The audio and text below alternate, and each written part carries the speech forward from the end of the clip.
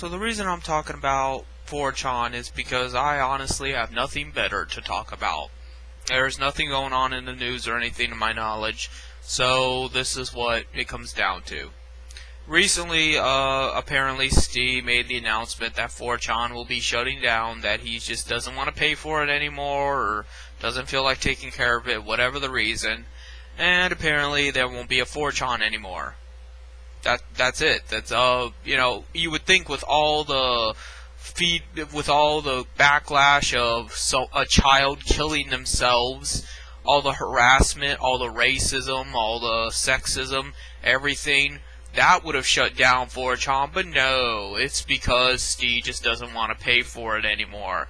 Apparently he can't take $10 annually to pay for the bandwidth of 4chan. So, essentially, that's what everyone wants me to talk about. I've gotten many private messages about how to talk about 4chan, even though 4chan never gave me the time of day. Oh, it was fun and games when Jim Profit was getting banned, but now they expect me to talk about it. And the only reason why I'm talking about it is because it illustrates the mentality of moderators. The moderators even admitted there that they are biased, they are not neutral on anything, they are petty, they don't even get along with each other half of the time. So if we know that moderators are just normal people, they're not impartial, they're not special, they're not somehow super intelligent, then why the fuck are they moderating anything?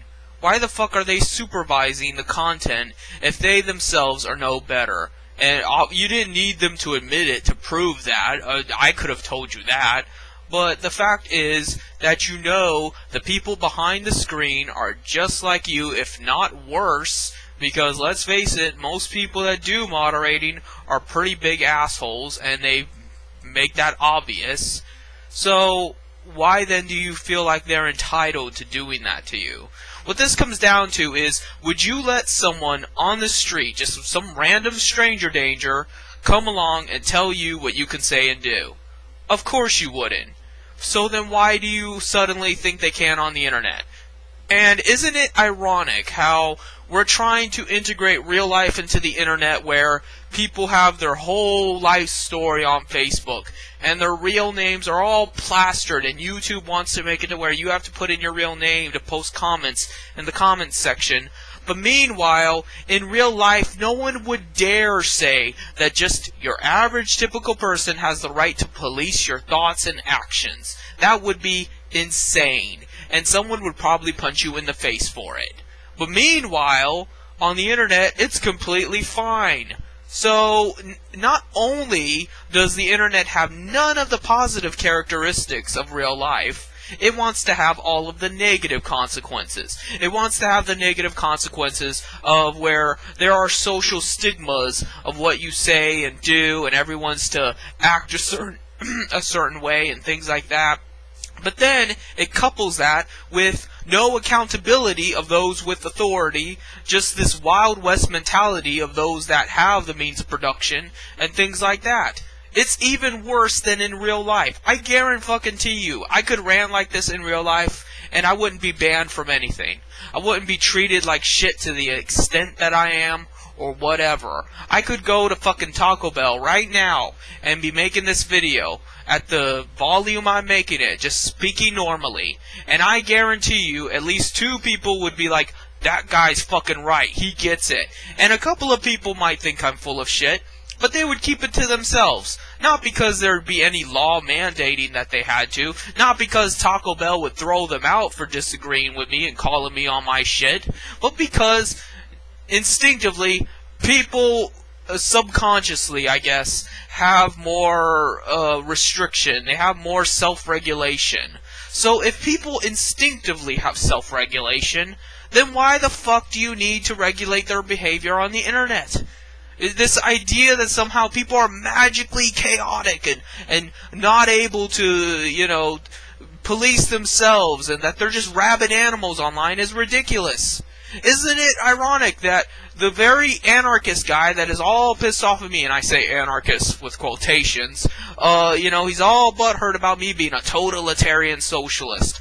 But meanwhile, he's advocating moderators. So, apparently authority isn't good enough for the state, which in real life we have to worry about power, water, food, production, workmanship.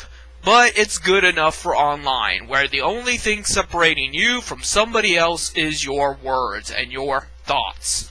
So that's just fine and dandy to have authority over, but not over things that actually affect you in the physical realm. Really?